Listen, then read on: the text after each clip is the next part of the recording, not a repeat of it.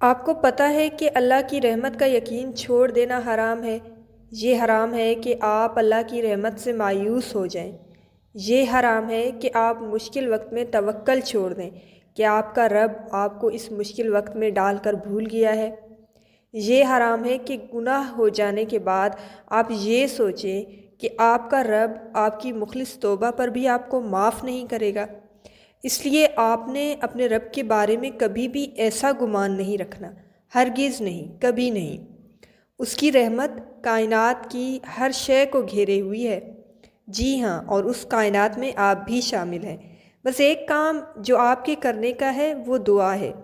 अपने रब को पुकारना कभी ना भूलिएगा और कभी मायूस ना हुआ करें, क्योंकि अल्लाह कुरान पाक में फ़रमाते हैं, और अल्लाह की रहमत से मायूस ना हो।